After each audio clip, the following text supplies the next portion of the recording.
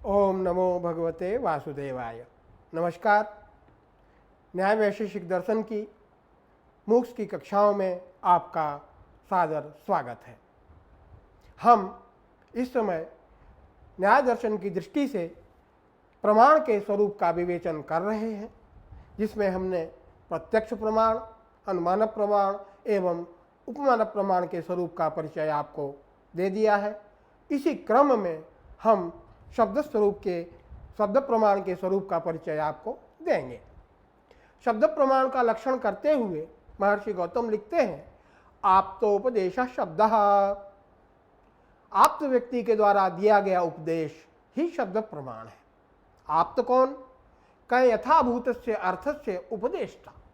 जो वस्तु जैसी है उस वस्तु का ज्ञान करके उसका उसी रूप में समाज में उपदेश करना, उसे ही आप्त कहा जाता है। माने सत्य बोलने वाला, जो वस्तु जैसी है उसी का उसी रूप में उपस्थापित करने वाला जो व्यक्ति है, वह कोई भी हो सकता है, ऋषि, आर्य, जो भी हो, अपने अपने समाज का जो अग्रज व्यक्ति है, सत्यनिष्ठ है, उसे आप्त कहते हैं। उसका जो उपदेश है उसे ही शब्द प्रमाण कहा जाता है।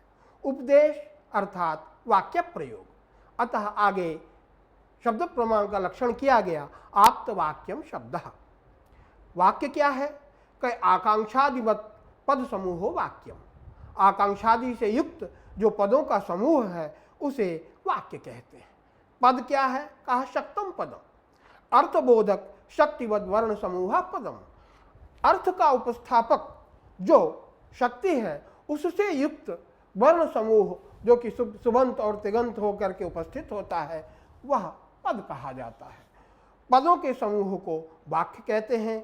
वह वाक्य दो प्रकार का है, लौकिक वाक्य एवं वैदिक वाक्य। लौकिक वाक्य लोक प्रयोग पुरुष के द्वारा प्रयुक्त होता है। लौकिक पुरुष आप्त है, उसके द्वारा उक्त होने से लौकिक वाक्य प्रमाण माना जाता है। अतः अनाप्तोक्त जो वाक्य है लोक में, उसे प्रमाण नहीं कह सकते। जो असत्य भाषण करने वाला व्यक्ति है, वह कोई वाक्य बोलता है तो उससे शाब्दबोध तो हो सकता है, लेकिन वह प्रमाणात्मक ज्ञान नहीं कहा जा सकता। अतः आप्तोक्त वाक्य ही लोक में प्रमाण कहा जाता है। वैदिक वाक्य सभी प्रमाण हैं, क्योंकि वह ईश्वर के द्वारा प्रयुक्त है। ईश्वर परम आप्त है, जगत करता है, सर्वज्ञ है। उसने समग्र सृष्टि के विज्ञान को वेदों में निहित कर रखा है। अतः वैदिक जो वाक्य हैं वह सर्वतोभावेन सर्वरूप से प्रमाण माने जाते हैं। अब हम शाब्दबोध की प्रक्रिया की तरफ चलते हैं। शाब्दबोध की प्रक्रिया को बतलाते हुए न्याय सिद्धांत मुक्तावलीकार ने कारिका लिखी, पदज्ञानंतु करणम द्वारम तत्र पदार्थधि शाब्दबोध फलम तत्र शक्तिधि सहकारिणी। पदज्ञान करण है, वृत्त्या पदजन्य पदार्थोपस्थिति व्यापार है, और शाब्दबोध फल है। पद, जैसा कि हमने कहा, जो शक्तिमान है वह पद है। जो अर्थबोधक शक्ति वाला हो वह पद है। वह वस्तुतः वृत्ति के द्वारा, संकेत के द्वारा अर्थ का उपस्थापक होता है। एक संबंधी ज्ञानम अपर संबंधी स्मारकम भवति। शब्द और अर्थ दो संबंधी हैं, इनका मध्य का जो संबंध है उसे ही वृत्ति कहा जाता है। शाब्दबोधानुकूल पद पदार्थ संबंधो वृत्ति। जो शाब्दबोध को उत्पन्न करे ऐसा पद और पदार्थ का जो संबंध है उसे ही वृत्ति कहते हैं। उसे ही आप आधुनिक भाषा में मीनिंग कह सकते हैं। वह वृत्ति दो प्रकार की है, शक्ति एवं लक्षणा। शक्ति क्या है? इस पर कहा गया, अस्मात् पदात् अयम अर्थो बोद्धव्यः इति ईश्वरेच्छा संकेत शक्ति। सृष्टि के आदि में ईश्वर जगत का निर्माण करता है।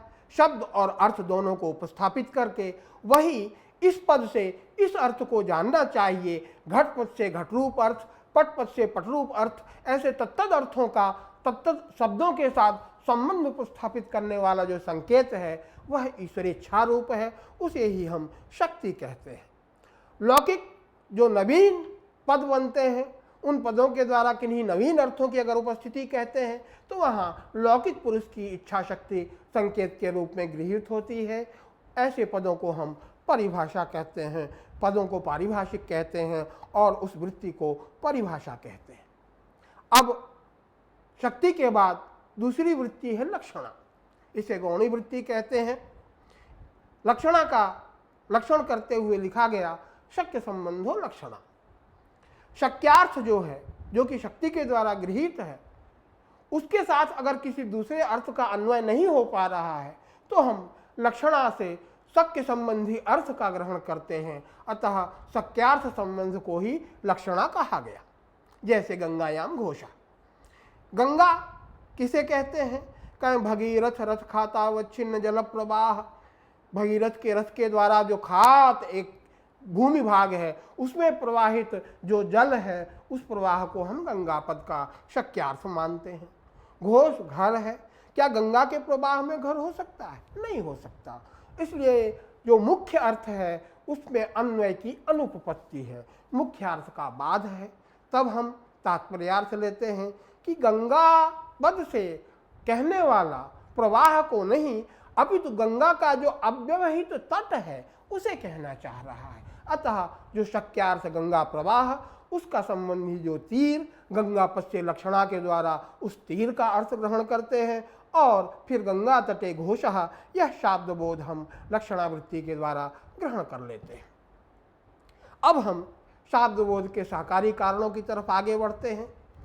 आकांक्षा, योग्यता, सन्निधि एवं तात्पर्य ज्ञान, ये सहकारी कारण है। आकांक्षा क्या है?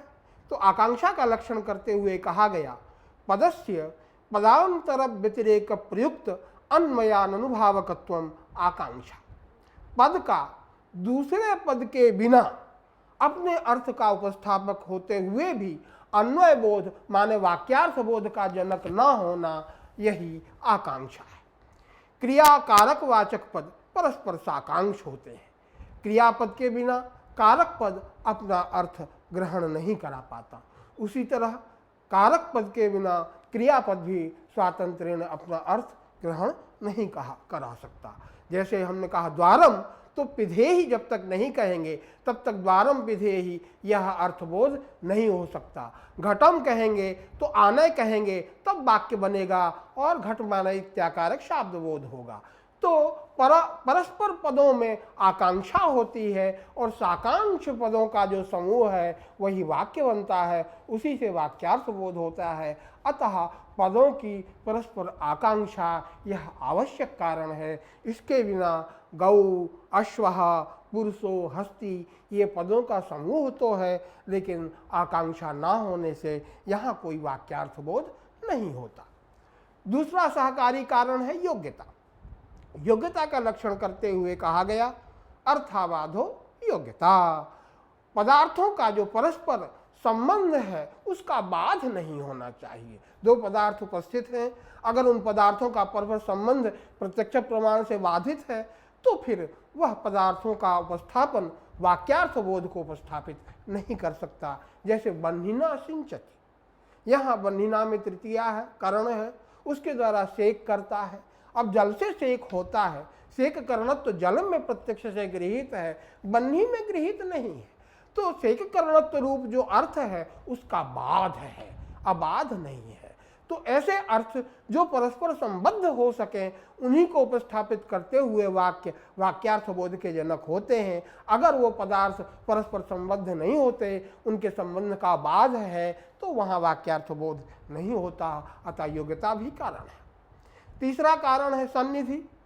पदानाम अविलंबेन उच्चारणम सन्निधि।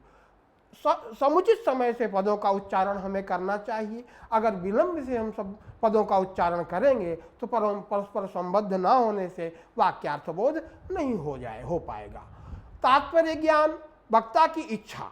वक्ता अपनी इच्छा से वाक्य का प्रयोग करता है, शब्द का प्रयोग करता है। जैसे सैंधव मान, यहाँ लवण पद और अश्व, सैंधव पद लवण और अश्व दोनों का वाचक है, नानार्थक है।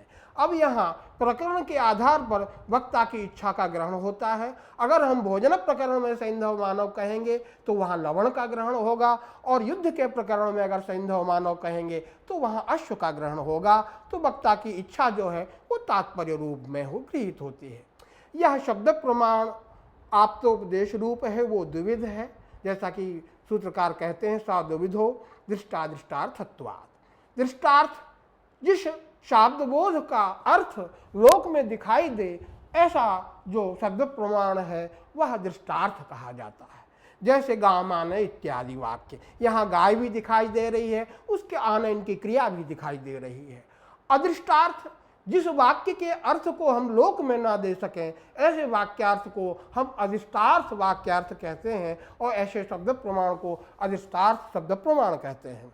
जैसे स्वर्ग कामो यजित, यहाँ वाक्यार्थ बोध होता है लेकिन स्वर्ग आदि प्रत्यक्ष प्रमाण के द्वारा लोक में ग्राह्य नहीं है, अतः यहाँ अनुमेय अर्थ होता है। तो दो प्रकार के अर्थों का उपस्थापक यह शब्द प्रमाण दो प्रकार का है, दृष्टार्थ और अधिष्ठार्थ। इस प्रकार चार प्रकार के प्रमाण कहे गए हैं, प्रत्यक्ष, अनुमान, उपमान और शब्द।